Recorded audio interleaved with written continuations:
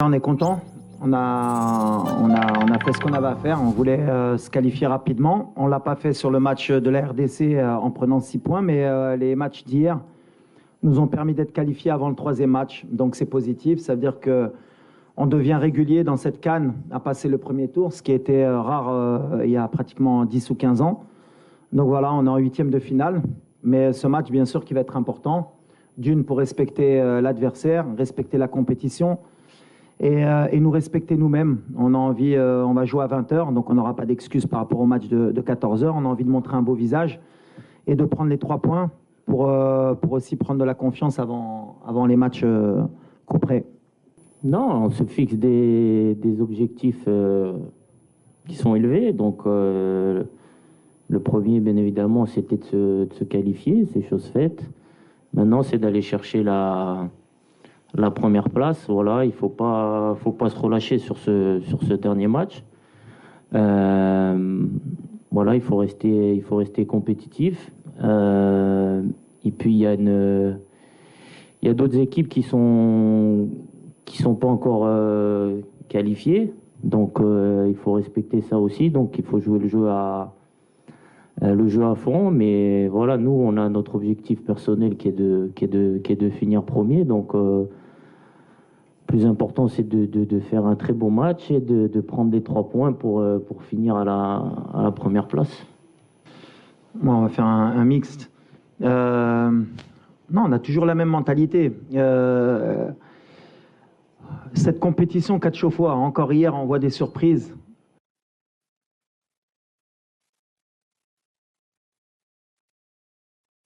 Match, et logiquement, on accepte.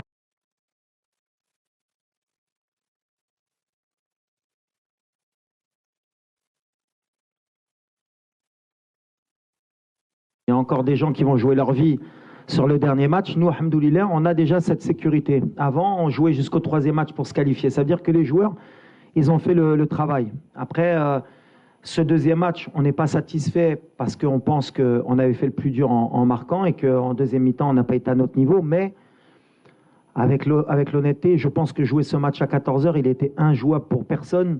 Et vous l'avez vu même vous, les journalistes dans la tribune, c'était plus justement sur l'intégrité des joueurs où on avait peur d'avoir des blessés. On aurait pu perdre comme gagner parce que ces matchs-là, ça se joue à la roulette. Mais jouer à 14h à sous 35 degrés, 80% de taux d'humidité, on ne pouvait rien attendre de l'équipe. Après, par rapport à l'équipe, est-ce qu'elle va changer? On va essayer d'être intelligent parce qu'on a des joueurs, les randoms des cartons jaunes aussi. Et s'ils prennent un carton jaune, ils peuvent être suspendus pour le 8e de finale. Donc, et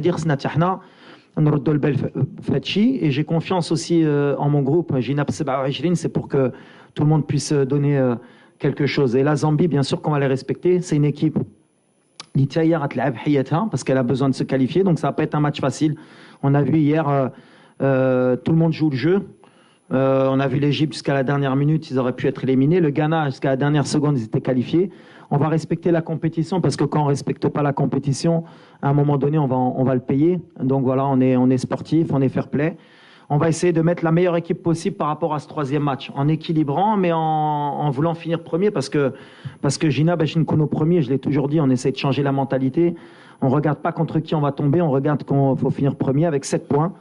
Et vous verrez qu'à la fin, dans le classement, il n'y aura peut-être qu'une seule équipe qui aura fait 9 points et nous, on sera comme toutes les grosses équipes avec 7 points si on gagne. Je viens de répondre, on va réfléchir, on va voir. Parce que le problème qu'on a en tant que staff, c'est aussi laisser des joueurs sans trop jouer pendant pratiquement 9 jours. Ça peut être aussi un problème au niveau du rythme. Donc on va essayer d'être intelligent, à voir ce qu'on fait. On a encore 24 heures pour bien réfléchir, pour faire le meilleur mix possible. Et les joueurs qui, s'ils doivent rentrer ou s'ils doivent débuter avec un carton jaune, il faudra qu'ils soient aussi intelligents.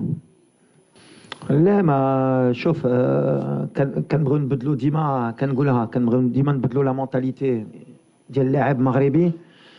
ما كانش ماتش مرتاح ولا قلت لك حنا ما كنلعبوا على والو سي كنلعبوا على لا بروميير بلاص. دونك ما تقدرش ترتاح باسكو لا بغينا نبقاو في سان بيدرو ولا بغينا نوريهم لي اون ميريت cette qualification amplement. Hier خصنا نكملوا premier, donc bien sûr qu'on a aussi الضغط. ما كانش شي ماتش ما كانش ضغط وحنا المغرب خصنا نربحوا اي ماتش. Il faut respecter tout le monde. Donc Le joueur qui les Hablo, il va être relâché de toute façon Mardi Shibda. Et voilà, on va faire les choix. On est concentré pour ramener 3 points au Chili Brena avec tout le respect de la Zambie. Elle n'a rien à perdre, elle va attaquer parce qu'elle est obligée, elle est dans l'obligation, peut-être même pas de gagner. Parce que je crois que Tchaïdoul, il passe. Donc voilà, ça va être un match tactique aussi. Est-ce que le plan de jeu est Remchou Béchir Pho ou Béchir Jibouret Tchaïdoul? Non, c'est une bonne opposition pour nous. Béchir Nzidoul Qoddem. Ça nous aura fait le tour de chauffe avant les 8e de finale. Non, il n'y a pas d'absence. Au contraire, on récupère pratiquement tout le monde. On est sur notre plan le plan du tournoi. Après, oui, on a lâché beaucoup d'énergie. Parce que comme je l'ai dit, jouer à 14 heures sur ces conditions, c'est inhumain. Mais on l'a accepté. C'est le tournoi qui est comme ça. On est préparé. On a des joueurs de très haut niveau pour qu'ils soient aptes à jouer tous les 2-3 jours, et on a un effectif qui est heureusement pour nous de qualité. Donc voilà, vous avez vu ceux qui rentrent, vous avez vu ceux qui sont sur le banc. D'ailleurs, on me critique aussi parce que je laisse de très bons joueurs sur le banc. Donc s'ils rentrent, c'est que on a des très bons joueurs et on sera content de leur donner du temps de jeu. Voilà. Content, non, parce que on aurait voulu mieux faire. Après, au vu de toutes les conditions qui étaient réunies dans ce match, de la physionomie, malgré tout, on perd pas, on prend un point. Je pense que c'est un match où on perd 2 points par notre faute, même si voilà on va pas enlever la qualité de l'adversaire, mais je pense que on s'est mis en difficulté par rapport à nous-mêmes, donc c'est aussi qui est intéressant de voir, et ça nous permet de voir qu'il y a toujours des axes de progression, que tout peut se passer dans cette Coupe d'Afrique si on fait pas tout ce qu'il faut pour gagner les matchs. Donc c'est comme j'ai dit après le match, c'est mieux que ça nous arrive maintenant que plus tard dans les matchs à élimination directe. Donc voilà, il faut que ça nous serve aussi pour la suite, que ça nous aide à continuer à grandir, et que voilà, que ça nous permette d'avancer sur le bon chemin, et qu'on continue à monter en puissance pendant cette compétition. J'ai répondu, on verra. Bien sûr, il y a des joueurs qui méritent un peu plus de temps de jeu, mais il y a la concurrence, il y a les choix. Comme j'ai dit, on va essayer de bien réfléchir pour en faire entrer la meilleure équipe possible. Le match. Les deux, c'est un challenge différent à chaque fois. Construire une équipe, il faut qu'on permette à laisser du temps à un entraîneur, ce qui en Afrique est rare, ou même dans le monde, parce que c'est pas qu'en Afrique. Aujourd'hui, les entraîneurs, ils restent pas très longtemps. Donc le plus difficile, je vais dire, c'est d'aller en finale, parce que construire une équipe, il faut avoir toutes les conditions pour la réunir, il faut du temps, et malheureusement, quand on est coach, on n'en a pas beaucoup, mais c'est vrai que c'est un grand coach, il a entraîné des grands clubs, des grandes nations de football. On a beaucoup de respect, et je pense que demain, il va nous proposer une opposition qui sera compliquée pour nous. Alors premièrement, non, Mazraoui, je ne sais pas d'où sort cette information, mais Mazraoui, il est avec nous. On a tous les droits sur Nosser pendant cette compétition, et il revient très bien. D'ailleurs, peut-être que demain, vous le verrez sur le terrain. Donc voilà, pour Nosser. Ensuite, sur la zone mixte, je pense que les joueurs passent. Hein, Morad?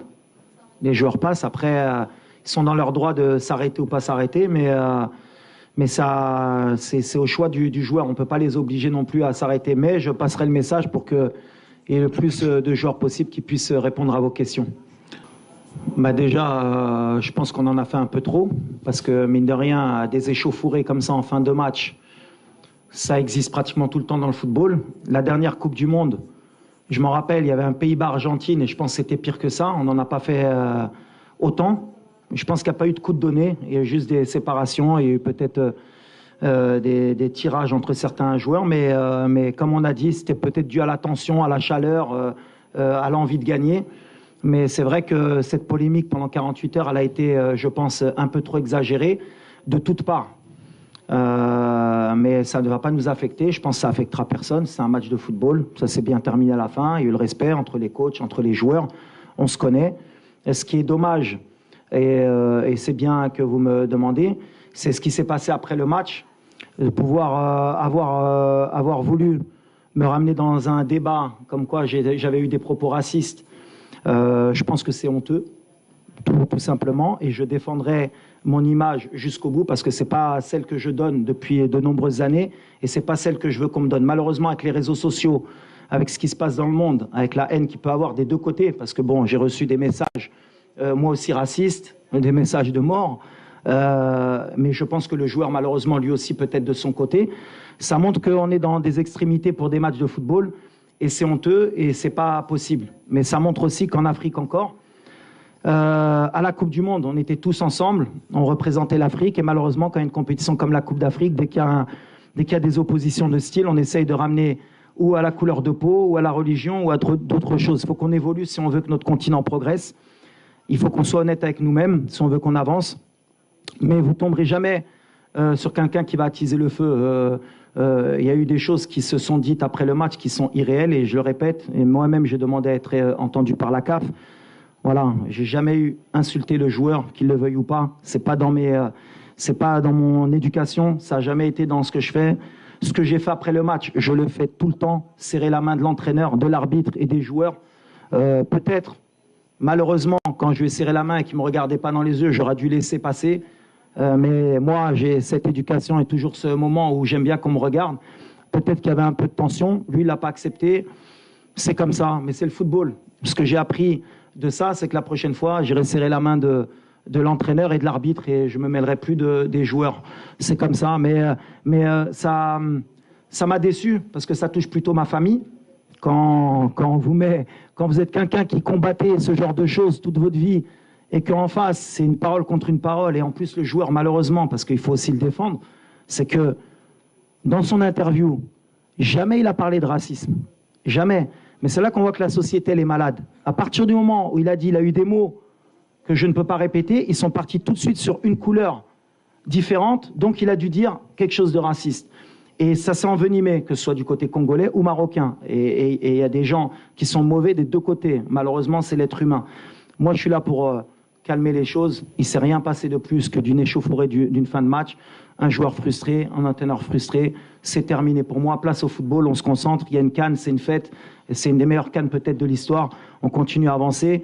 Mais malheureusement, je condamne les messages que peut-être il a reçus, mais je condamne aussi les miens parce que les 48 heures qu'ont passé mes proches, c'est un peu moyen. Non, comme j'ai dit juste avant, le match, on perd les 2 points de notre à cause de nous, parce que sur ce qui fait notre force, normalement, on a été un peu plus défaillant, notamment en deuxième mi-temps. Notamment les deuxièmes ballons, voilà, on était moins compact qu'à l'accoutumée. Donc on donne de l'espace aux adversaires, on les fait prendre confiance.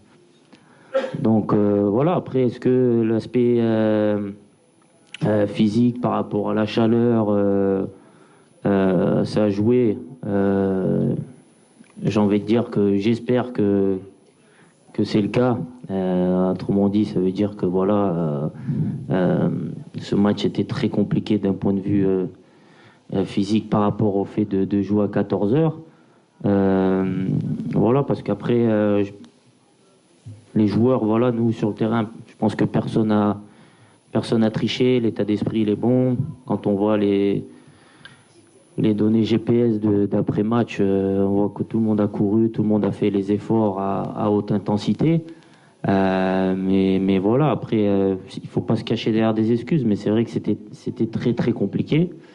Donc voilà, ça va nous servir aussi, comme j'ai dit, à grandir par la suite, de savoir que quand il y a des matchs avec autant de chaleur, autant d'humidité, qu'il faut qu'on soit peut-être un peu plus intelligent, qu'on fasse un peu plus preuve d'expérience, de maturité dans le jeu. On aimerait bien marquer à chaque fois peut-être 2, 3, 4 buts, comme ça a été le premier match.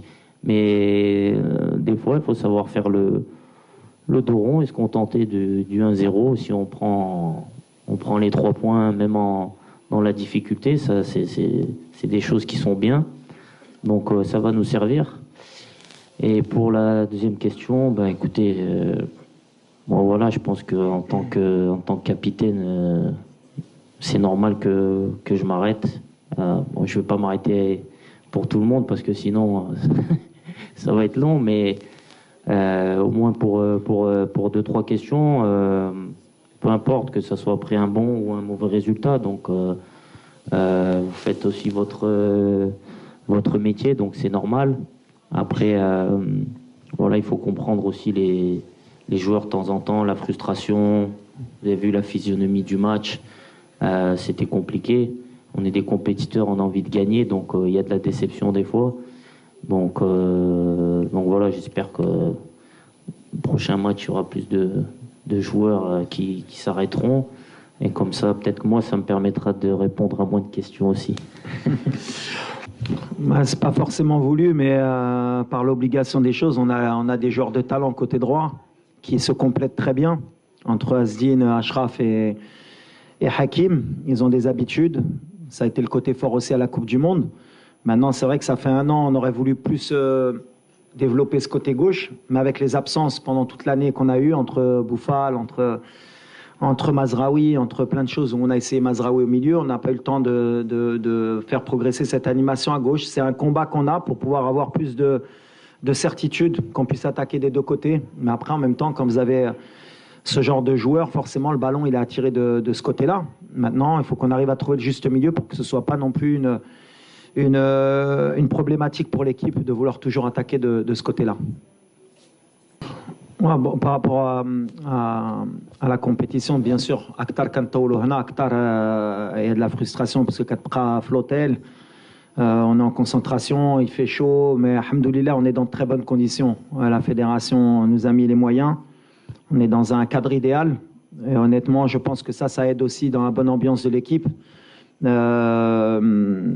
voilà, mais on est venu en mission, c'est ce que je dis. Donc de toute façon, même si on était dans d'autres conditions, c'est pareil pour tout le monde, on est concentré, on veut aller le plus loin possible. Donc voilà, ça fait partie du challenge aussi de vivre en groupe, de savoir gérer ce temps. On espère que les familles, comme promis, elles viendront si on va le plus loin possible, Inch'Allah. Après, c'est compliqué pour certains, mais voilà. Après, sur le rôle de Selim, c'est vrai que c'est un des joueurs, je pense, qui est sous-coté, qui est beaucoup critiqué, et c'est injuste, parce qu'avec Selim, on ne perd pas beaucoup de matchs sur le terrain. C'est quelqu'un qui équilibre notre équipe. Alors bien sûr que, comme je le dis, sur Football Manager, sur PlayStation, moi aussi, je voudrais mettre 10 attaquants. Mais le football, malheureusement, c'est pas comme ça. C'est pas mettre que des techniciens et ça va aller. Il faut des porteurs d'eau. Pour avoir une belle maison, il faut des fondations. Le pilier, on ne le voit pas, mais c'est lui qui tient la maison. Selim, c'est quelqu'un en qui j'ai confiance. Et dans notre équilibre, surtout dans le jeu africain, et dans l'équilibre de notre milieu de terrain, justement, et de notre ligne offensive, on a besoin d'un joueur comme Selim. Maintenant, des joueurs comme Amir, ils sont en train de progresser. Il a fait une vraie préparation. Saïbari, c'est un autre style. Ça peut être sur un autre style de match aussi. Et après, c'est à moi de faire les choix par rapport au contexte. Mais je pense que tous les joueurs ont la bonne attitude. Et Selim, jusqu'à preuve du contraire, il a besoin aussi d'amour de la part du public. Parce que le critiquer, c'est injuste. Il a l'expérience de l'Afrique aussi. Il a déjà une Coupe d'Afrique dans les jambes. Et là, l'expérience, ça joue aussi beaucoup. Et ces jeunes-là, vous inquiétez pas. Hein. Ils ont 20-21 ans, ils vont en jouer des Coupes d'Afrique. Hein. Vous allez les avoir. À un moment donné, eux aussi, vous allez dire Safir, So, Ikhroj Mel Farqa, Flen ou la Flen. Chacun son temps. Le plus important, c'est qu'on a un bon groupe, qui est trop, qui est Tratel. Et je répète mon soutien à Selim, comme tous les joueurs. Hein. Tout le monde mérite de jouer, mais Selim, il fait partie de l'équipe, c'est un cadre pour moi.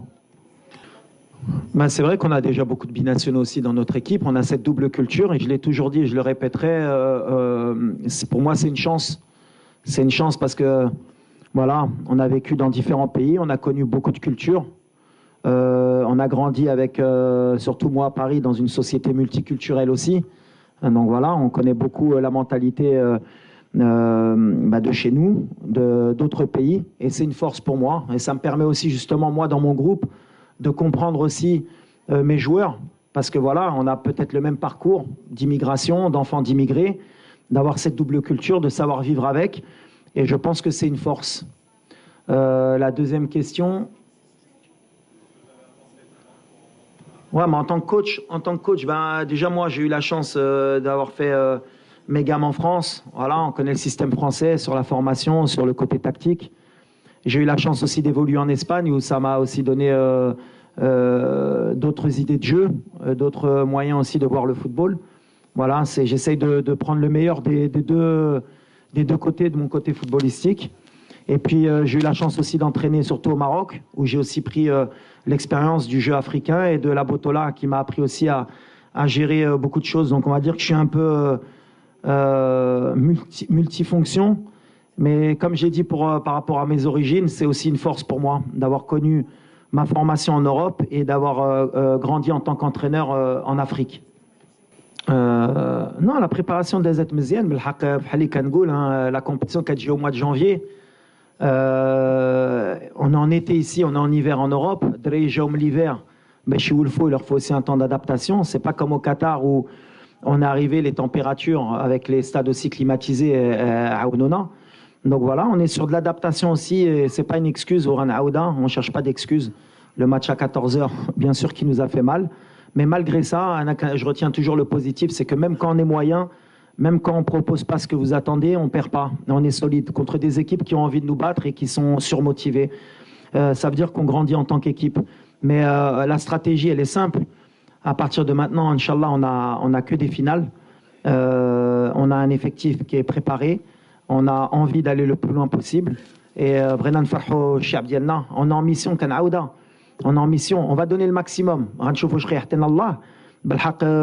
nous, on ne va pas tricher. Et les joueurs, Ligue Romain, le match du Congo, ils n'ont pas triché. On n'a pas été bons, mais ils n'ont pas triché. Les courses, l'attitude, le retour de Ziyech, Drake, qui va se les crampes, qui va le match, l'envie à la fin, parce que même s'il les échauffourés, ce n'est pas une belle image dans le fond, mais ça veut dire qu'il le résultat des deux côtés, ça veut dire qu'on est motivé. Et c'est ce que je voulais donner à cette équipe. On n'est pas venu en vacances dans cette CAN. On a envie aussi de rentrer dans l'histoire. On va donner le maximum avec tout le monde, mais en respectant tout le monde. Mais les conditions, elles sont différentes qu'à la Coupe du Monde, bien sûr. Elles sont différentes et on va s'adapter. Merci beaucoup, merci cher confrère, merci coach. Merci. وما تنسوش تابوناو معنا فلاشين وتتابعونا على مواقع التواصل الاجتماعي.